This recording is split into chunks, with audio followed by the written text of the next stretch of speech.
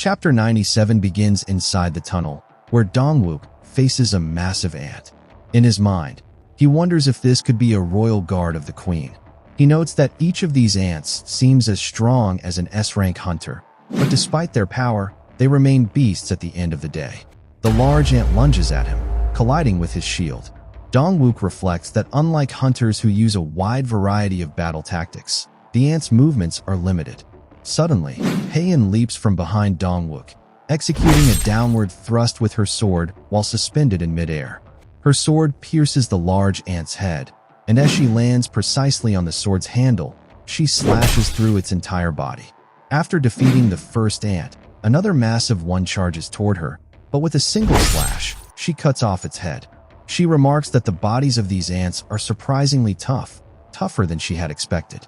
Dongwook thinks to himself that these royal guards are unlike regular ants, but he's glad there are only a few of them. Byung-gu speaks up, reassuring them that there's no need to worry. He's here to back them up. Yunho hears this and comments that it seems like Byung-gu isn't the scaredy cat he used to be. Byung-gu retorts, telling Yunho to speak for himself and stop acting like an amateur, then smashes an ant with his weapon. Byung-gu tells Yunho that even if they crush the skulls of these ants, they can still live for a while. The key, he says, is to cut off their limbs or ensure they're finished for good. Yunho agrees, remembering what Byung-gu just pointed out. In his thoughts, Yunho realizes that although the queen isn't present, her royal guards are here, and they appear to be from an older generation. He speculates that they were cast out, suggesting that these are first-generation ants, meaning that a whole new wave of second-generation guards might be waiting for them up ahead. Byung-gu suddenly speaks again, telling everyone to make sure they're prepared for what lies ahead. He smiles and casts a spell from his book, which begins to glow. As he chants, an aura envelopes them, and various symbols and colors representing their specialties appear. They feel an overwhelming surge of strength coursing through their bodies. Jong-in remarks that it's not just a simple refresh. They all feel stronger than ever before. Yunho, feeling the boost, comments that he now feels ready to take on a whole group of beasts and win.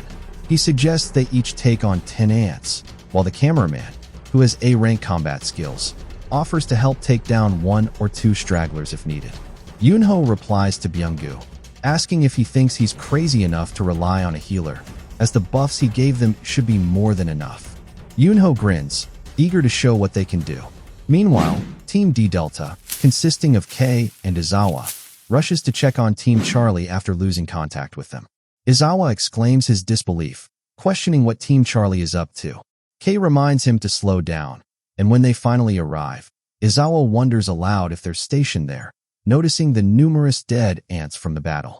As Izawa surveys the corpses, he realizes this was evidence of a battle, and it looks like Team Charlie defeated the ants with ease.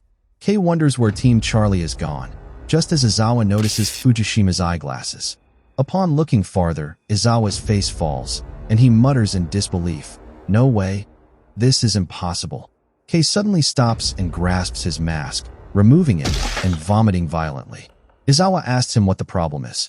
Kei, still shaken, mentions an awful smell, a rotten stench like nothing he's ever smelled before.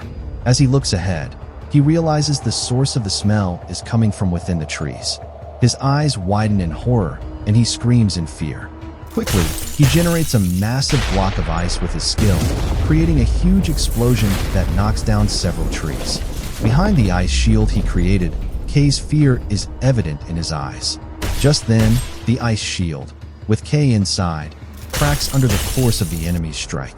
Back inside the tunnel, the South Korean hunters have defeated the ants.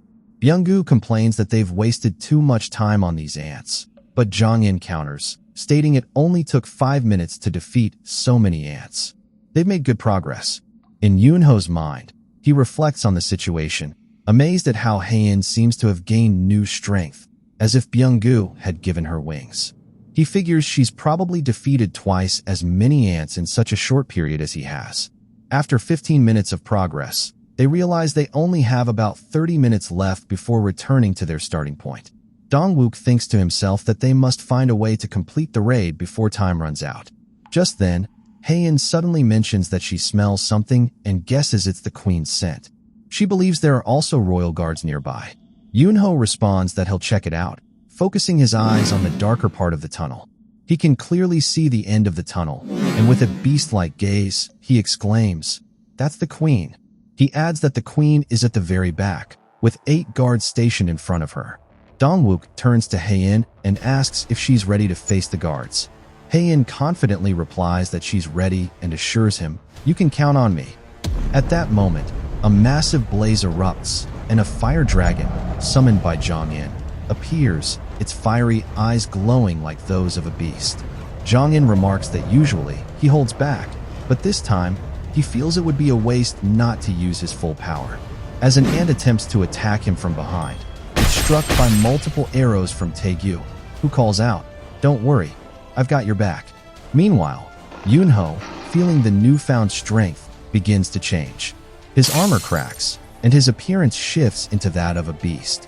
A fierce white aura envelopes him as he declares that he doesn't care if he turns into this hideous form, as long as he can exterminate every single one of these damn insects. Yunho suddenly crushes 2 ants with his bare hands, his claws slicing through them effortlessly. Hae-in, watching him, realizes for the first time that this is Yunho's beast form. The chapter ends with Yunho letting out a powerful roar after crushing the 2 ants.